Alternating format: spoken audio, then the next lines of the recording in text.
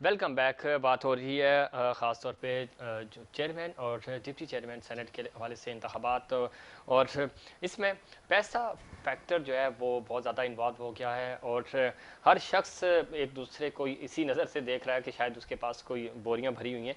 कराची में बोरी की टर्मिनोलॉजी दूसरे मानों में भी इस्तेमाल होती थी, लेकिन आजकल ख़ास तौर पे चूँकि लग ही हो रहा है कि शायद कोई पैसे आ रहे हैं। शाह साहब, आप चूँकि चेयरमैन की बात हो रही है और चेयरमैन सेनेट के वाले से, क्या पाकिस्तान पीपल्स पार्टी की तरफ जा सकते हैं? क्योंकि इस वक्त पॉलिटिकली तो तमाम लोग एक दूसरे के पास जा रहे हैं, कैंपेन्स चल रही हैं, और या आपको यकीन है कि नहीं वज़ीर आज़म जो हैं वो आपके मुतालबात पूरे करेंगे, वफाकी हुकूमत आपके साथ खड़ी है? सर, इसमें इस वक्त तो हम अपने अलाइंस के साथ हैं, जो पीटीआई इत्तेहाद है, हम उनके साथ हैं। लेकिन ये पॉलिटिक्स है, यहाँ पे रातों रात कैसे फैसले तब्दील होते हैं। जैसे इस वक्त 47 हुक्मरान इत्तेहाद के पास वोट मौजूद हैं और उसके बाद 4 वोटों का फ़र्क है। ये ज़्यादा फ़र्क नहीं है। अगर आप प्रीवियस 2019 अगस्त के नताइज देख लें संजरानी साहब वाले, तब पीटीआई 1/3 अकलियत में थी और पीडीएम 2/3 अक्सरियत में थी। लेकिन उस वक्त भी आपने देखा कि किस तरीके से नताइज चेंज हो गए।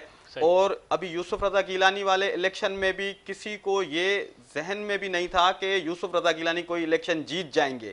लेकिन फिर पीपल्स पार्टी वाले भाइयों की मेहरबानियां, पीडीएम ने अपने अंदर में जो थोड़े बहुत इख्तिलाफात पाए जाते थे, इनमें वो ख़त्म करके किस तरीके से इन्होंने अपनी मूव इस तरीके से ली कि यूसुफ रजा गिलानी जीत गए, अब्दुल हफीज शेख हार गए। अच्छी बात है। देखें, इलेक्शंस में जोड़ तोड़ होते हैं और जमहूरियत आपको ये इख्तियार देती है, आप लॉबिंग करें, आप कायल करें और अपनी तरफ वोट ले आएं। लॉबिंग के अलावा जैसे आपने कहा कि इस वक्त पॉलिटिक्स में पैसा फैक्टर बहुत ज्यादा है। दारुल खिलाफा में बोरियां भरकर लोग चल रहे हैं। अच्छा।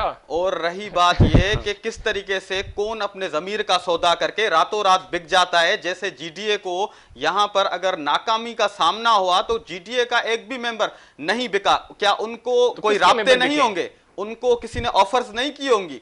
बहुत ऑफर्स आई होंगी, लेकिन वो लॉयलिटी उनकी अपने कयादत के साथ ही उनके 14 वोट पूरे हुए। लेकिन पीछे जो भी उनके साथ हुआ, उसके लिए जाहिर सी बात है इमरान खान साहब को अपने अंदर जो उसकी सिफों में काली भेड़ें हैं, बजाते खुद तो वो चलो ठीक है, एक हमें जहां तक हमें यकीन है कि वो खुद सही है, लेकिन नीचे जो टीम है जैसे शेरियार आफरीदी, अब आपने उसको कश्मीर मास पे भेजा हुआ है। कश्मीर मास का वो क्या करेगा कि जो वोट कास्ट सही नहीं कर सकता। यार वो पहले क्या पार्लियामेंट में मेंबर नहीं रहा? क्या उसने पहले ये वोट कास्ट नहीं किए? क्या ये तो बेवकूफ बनाने वाली बातें हैं कि मैं गया और एप्लीकेशन लिख रहा हूं, फिर मैं खान साहब के पास गया। ये देखें, अवाम बेवकूफ नहीं है। जैसे सरदार साहब ने कहा, मैंडेट का एहतराम करना पड़ेगा। अगर मैंडेट का एहतराम नहीं होता, जैसे फैसल वाडा साहब ड्यूअल नेशनलिटी रख के चीट करके अवाम ने मैंडेट दिया, क्योंकि देखें एमक्यूएम ने अगर डिलीवर नहीं किया, 9 महीने तक वो रहे एमएनए रहे, वहां पे उनको मैंडेट मिला। क्यों उनको मैंडेट मिला? मुतबादिल वो क्यों आए? यहां से एमक्यूएम सीट जीतती थी, एमक्यूएम के गवर्नर यहां पर थे। अगर एमक्यूएम ने डिलीवर नहीं किया तो वो मैंडेट उनके पास गया, लेकिन उन्होंने भी फिर आवाम के साथ चीट की। आवाम के साथ चीट करके वो सेनेटर बने। क्या अब आपको लगता है कि पीटीआई वो सीट जीतेगी? नहीं जीतेगी, क्योंकि आवाम बाशऊर है, वो देखती है। और जब पीपल्स पार्टी की बात आती है तो सर देखें, पीपल्स पार्टी भी 12-13 साल से सिंध सूबे में तो हुक्मरान जमात है, रूलिंग पार्टी है। अगर वफाक में उन्होंने डिलीवर नहीं किया, वहां से इनको नाकामी मिली, दूसरी कुव्वतें आ गई, पंजाब में दूसरी पॉलिटिकल पार्टीज आ गई, केपी में इनको शिकस्त हुई। अब अगर सिंध में इन भाइयों को भी ये अर्ज करना चाहते हैं कि सिंध को भाई आप कुछ दें, आपकी हुक्मरानी है, अगर नहीं देंगे तो फिर ये सिंध भी आपके बहुत अच्छा बन गया। सर कोई नहीं बनाए। अच्छा। आप चल के वहां पर देखें, वहां पे तो अरबाब रहीम जिस दौर में था, रोड रास्ते भी वही पुराने बने हैं। अरबाब रहीम हार के वहां से, अगर ऐसा होता तो अरबाब रहीम को वोट मिलते ना। अगर देखें, अरबाब रहीम के हारने में एक दूसरा पीछे फैक्टर है जिसकी वजह से वो हारे, क्योंकि पैसे की इन्फ्लुएंस ज्यादा है।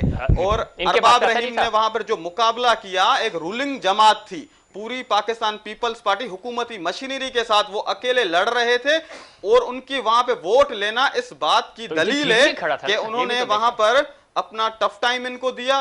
ये परेशान रहे इस मामला में। परेशान रहे।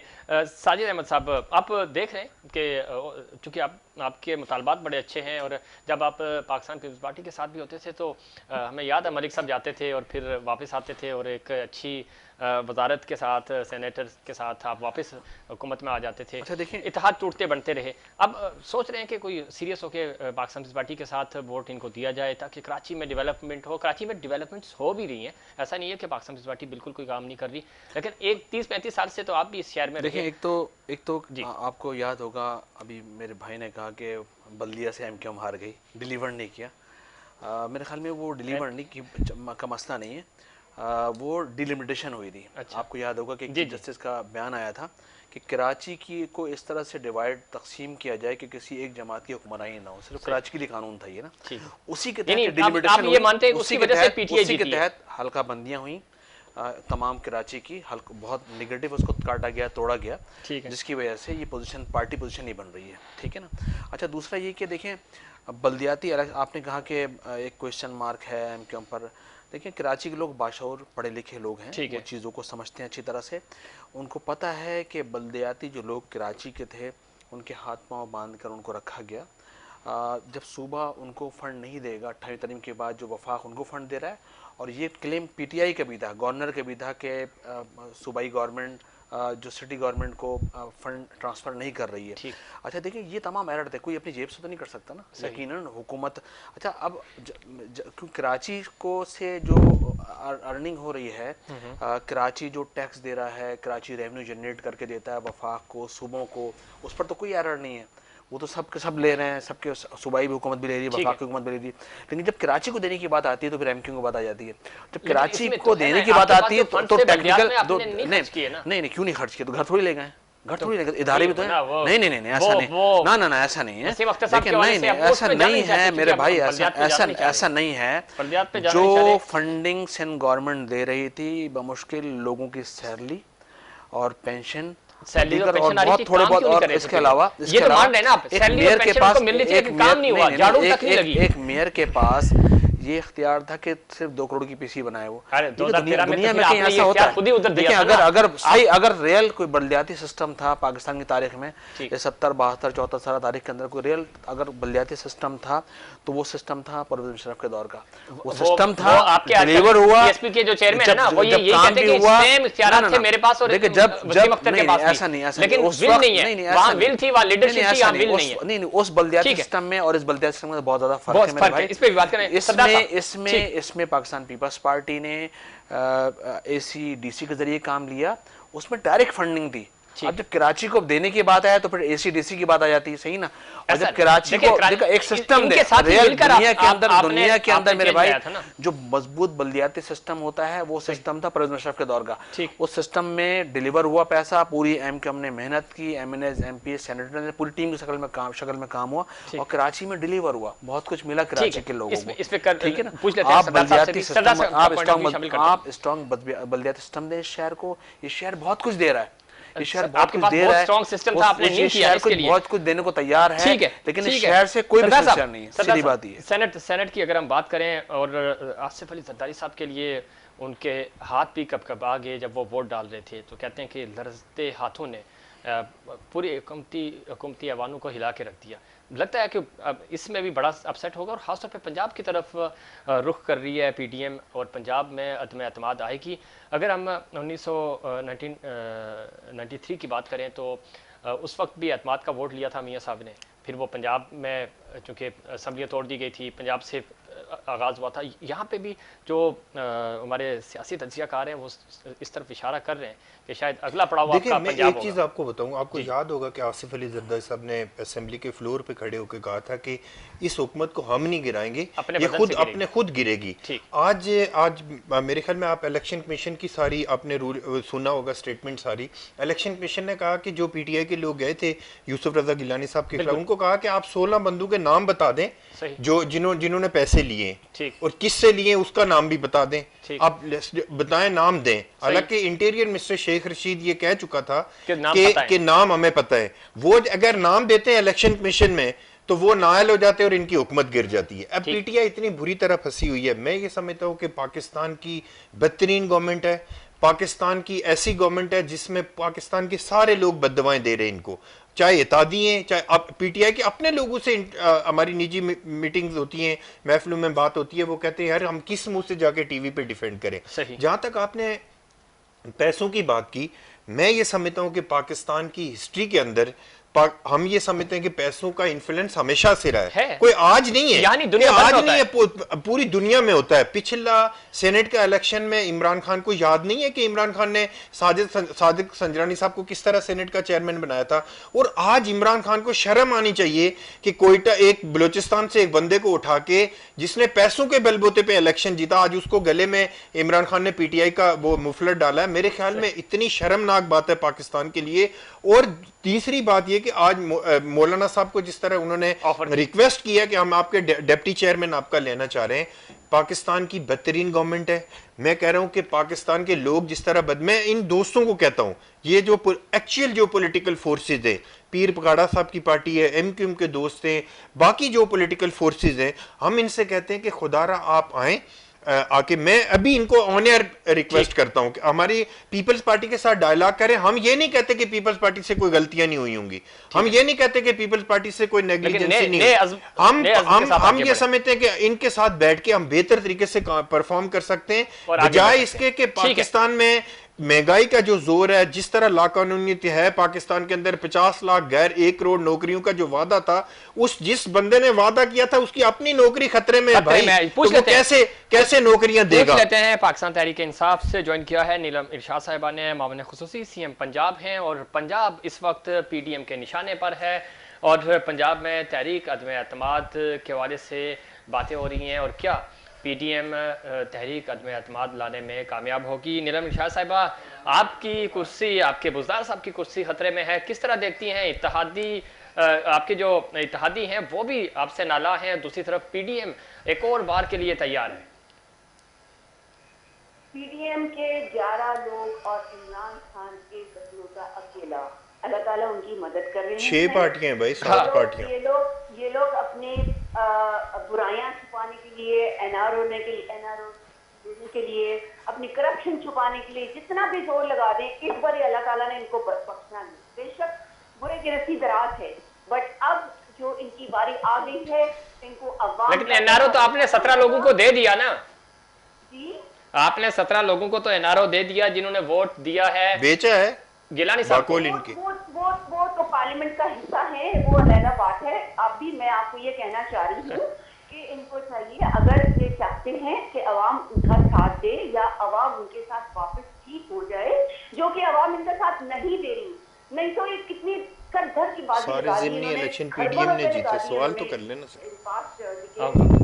जी, अपने आप को पैसा वाला बनाने और अब उसको पैसा खर्च करके, लफाफे दे के, अपार्टमेंट दे के, अपने भर के करोड़ रुपए लोगों को ऑफर दे के अपने आप को बचाने की कोशिश। लेकिन नीलम इरशाद साहब, पैसा तो आपने भी दिया, आपके लोगों ने अपने ही लोगों को पैसा दिया कि आप हमें वोट दें। ये तो अभी वक्त ही बताएगा ना, आपके पास नहीं, ये क्या बात हुई? आपका वक्त बताएगा और इनका वक्त बता चुका है। इनका वक्त तो नजर आ रहा है ना, इनकी तो वीडियोस चल रही हैं, गिलानी साहब की तो ऐसी बेहुदा वीडियो चल रही कि अभी क्या अल्लाह ना करे कोई दिखाए। अच्छा ठीक है, वो पार्लियामेंट का हिस्सा नहीं थे जिनकी वीडियो चल रही थी, लेकिन जो 3 लोग उस वीडियो में इन्वॉल्व हैं वो आपके एमएनएज हैं। आप उनको निकालते, आप उनकी रुकनियत मुअत्तल करते, आप उनके खिलाफ तहकीकात करते, आपने उनको गले लगाया और बिठा दिया साथ, चूंकि अगर वो माइनस हो जाते हैं तो आपके पीएम माइनस हो जाएंगे। पिछले हुकूमत, पिछली बार जब सेनेट के इलेक्शन में 2018 में इमरान खान ने 20 पार्लियामेंटेरियंस को, आपको पता है उनका क्या हाल, उनमें से जो अभी महमूद साहब को क्या किया, उनको तो साथ बिठा दिया ना। पूछना चाहता हूँ, ये खातून जो बात कर रही है, नीलम साहब आप लाइन पे रहिएगा। सरदार जाकिर साहब पाकिस्तान पार्टी से बेहुदा वीडियो चल रही है भाई, पाकिस्तान के गिलानी साहब के साथ की कौन सी बेहुदा वीडियो चल रही है, क्या बताना पसंद करिए, और किसके साथ बेहुदा वीडियो है वो भी बता दे। जी नीलम साहिबा, नीलम इरशाद साहिबा, समझ आए वो ये कह रहे हैं कि कौन सी बेहुदा वीडियो है जिसका आपने तज़किरा किया। मैं आपको भेज देती हूँ, आप इनको फॉरवर्ड कर दीजिएगा आगे। नहीं, आप रेफरेंस देना, वो तो भेज तो देंगी आप। मैं आपको भेज सकती हूँ, मैं ऐसी ऑन एयर नहीं करना चाहती। चले आप मुझे भेज दीजिएगा, मैं इनको भेज दूंगा। साहब आपके इत्तेहादी है इमरान सईद और इमरान खान वाली वीडियो तो नहीं है आपके सरदार पास? साहब ये नहीं, गलत बात तो वो कर रही है। अगर बेहुदा वीडियो की बात करिए, आप उनको इंटरप्ट करें, आपका काम बनता है ना कि आप उनको इंटरप्ट करके गलत बात कर रही है। ये पार्लियामेंटेरियन है, यही पॉलिटिशियन है। गिलानी साहब वाली गिलानी साहब कौन सी गिलानी साहब वाली वीडियो की बात, किसके साथ बेहुदा वीडियो है? ये गलत बात क्यों कर रही है? नीलम साहब बताएं, सरदार साहब को बताएं। आप लोगों को शर्म आनी चाहिए जाती जिंदगी में किसी के ऊपर हमले करने के लिए ना। क्या बेहुदा वीडियो चल रही है? बेहुदा वीडियो है, रियाम खान की किताब उठा के देख लो, बेहुदगी अगर देखनी है आप लोगों ने तो। अब आप इसको ट्रैक की तरफ से हटा के कहीं और लेके जा रहे हैं। आपके बेहुदा आप बता दें, बेहुदा वीडियो क्या चीज होती है? जी जी नीलम साहब, पॉलिटिकल बात करें यार, खुदा के लिए। हम भी पार्टिसिपेंट सारे बैठे हुए, हमने कोई इस तरह की कंट्रोवर्शियल नीलम साहब, जी नीलम साहब, जी जी कौन सी वीडियो का आप इनको ऑन एयर बता दें, कौन सी वीडियो का आपने तस्करा किया है? भैया उनका बेटा जो उसने पैसे ऑफर कर रहा है, ये बेहुदा वीडियो, ये इसमें तो बेहुदगी नहीं है ना। ये देखें, ये तो नीलम साहब आप ज्यादती कर रही है ना, ज्यादती कर रही है आप। फिर किसी को बुलाते हो ना, मामला खुसूसी सीएम लोगों को बुलाओ यार, पॉलिटिकल वर्कर को बुलाओ। हम भी 3 पॉलिटिकल वर्कर बैठे हुए हैं, सीएम पंजाब की उस्मान बुज़दार की। इस तरह के लोगों को आप टीवी पे लेके आते हैं यार। उस्मान बुज़दार साहब की मामला खुसूसी है, जैसे उस्मान बुज़दार और जैसे उसके मामले खुसूसी। ठीक है, नीलम साहब लाइन पे रहिएगा, एमक्यूएम का पॉइंट ऑफ व्यू मजाक बनता है। पाकिस्तान के लोग नेशनल टीवी को देखते हैं, मजाक बनता है। इस तरह के लोगों को खुदारा ना बुलाएं टीवी पे, जिनको पता ही नहीं होता किस लफ्ज का क्या मतलब होता है। खुदा के लिए लोग देख रहे होते हैं, पढ़े लिखे लोग हैं, इंग्लिश जानते हैं। आप देखें ना सफीर, हम भी 3 पार्टिसिपेंट बैठे हुए ना, हम में से किसी ने कोई वक्त कम है। साजिद अहमद साहब इस तरह की क्या बात कर रही है? नीलम शाह साहब जो बात कर रही है, फिर जिस तरह का इसका के ऊपर मुसल्लत हो फरहान, ऑडियो माइक बंद करें, इनका माइक बंद करें। साजिद अहमद साहब क्या कहना चाहेंगे आप, क्योंकि प्रोग्राम का वक्त खत्म हो रहा है। आखिरी पॉइंट, आप सेनेट में चेयरमैन सेनेट के लिए, डिप्टी चेयरमैन सेनेट के लिए ओपोजिशन के साथ जा रहे हैं या हुकूमत का साथ दे रहे हैं? देखिए, नंबर 1 ये कि एमकेएम किसी सिलेक्टर के कहने पे कभी नहीं चलती। ये तो बात ना करें, ये देखिए ये एक और मजाक हो गया। एक तो वो इसलिए ना ये सच है, आप पॉलिटिकल वर्कर हैं, आपको ये सूट नहीं करता, आपको सूट नहीं करता ये लफ्ज़। मैं बता रहा हूँ ना इसको। वो इसलिए कि जब संजय रानी साहब का पिछले अदवार में इलेक्शन हुआ था, तो हमने संजय रानी साहब को वोट दिया था, लेकिन पीपल्स पार्टी को वोट उस वक्त नहीं दिया था। अपना सलीम मांडी वाला। संजय रानी साहब किसके उम्मीदवार थे? मेरी बात अच्छा, संजय रानी साहब सिलेक्टिव की थे। और देखिए, चलो साजिद, मांडी वाला कौन थे? मांडी वाला को तो दिया था ना फिर आपने डिप्टी के लिए। नहीं, दुनिया को पता है, अच्छा पता है, सब कुछ पता है। देखिए, सबको सब कुछ पता है, लेकिन एज ए सिलेक्टर अगर किसी के जहन में ये है कि तो वो नेगेटिव पॉइंट है, इसको निकालें। साजिद भाई ये आखिरी पॉइंट, चूंकि वक्त कम है, आप ये देखें खालिद भाई की तकरीर जब इन्होंने मिनिस्ट्री से इस्तीफा दिया, और कल भी सुने ना, वो इतने लाचार बेबस दिखाई दिए, वो इतने बेचार थे, लाचार बेबस थे। आप रिजाइन नहीं कर सकते, आप इनके साथ नहीं आ सकते। पॉइंट्स को सही मानों में उठाया ना, लोगों के दिलों की आवाज, उनको भी पता, उनके दिल उनके दिल की आवाज है, उनके दिल की आवाज है कि नहीं पूरे होंगे मुतालबात, लेकिन उसके बावजूद वो रिजाइन नहीं कर सकते। कराची के मामलात को उन्होंने डिस्कस किया। शाह साहब कराची क्या कहेंगे आप किसके साथ जा रहे हैं? इत्तेहाद के साथ ही रहेंगे या पाकिस्तान पीपल्स पार्टी के साथ या पीडीएम के साथ जाएंगे? इस वक्त तक जो हमारी सिचुएशन है, हम इत्तेहाद, हुकूमत इत्तेहाद के साथ हैं, क्योंकि हम उनके साथ जा रहे हैं। और अगर हमारी जो रिजर्वेशंस हैं कुछ दिनों में अगर उनका पता नहीं चलता है, तो फिर जो हिकमत अमली जो भी होगी वो हमारी क़यादत बैठकर बनाएगी। उनकी बातें चल रही हैं, लेकिन लगता यही है कि हुक्मरान इत्तेहाद के साथ मिलकर हम इस सिलसिले को आगे बढ़ाएंगे। ठीक है, आप इत्तेहादी रहेंगे पाकिस्तान तहरीक इंसाफ के। बहुत शुक्रिया शाह साहब, आपका बहुत शुक्रिया। साजिद अहमद साहब आपका बहुत शुक्रिया। सरदार नज़ाकत साहब आपका बहुत शुक्रिया। नीलम इरशाद साहिबा ने लाहौर से हमें ज्वाइन किया, आपका भी बहुत शुक्रिया। नाज़रीन, ये था हमारा आज का प्रोग्राम, और ख़ास तौर पे इस वक्त सियासी गहमा गहमी है, लेकिन शफाफियत होनी चाहिए, और शफाफियत सिर्फ हुकूमत के कहने से नहीं होगी, रिफॉर्म्स लाने होंगे, और रिफॉर्म्स भी वक्त पर होंगे तो ही बात बनेगी। ये था हमारा आज का प्रोग्राम। उम्मीद करता हूँ दीगर प्रोग्राम्स की तरह आज का प्रोग्राम भी आपको पसंद आया होगा। मुझे और इनसाइड पाकिस्तान की पूरी टीम को दीजिए इजाज़त। अल्लाह निगहबान।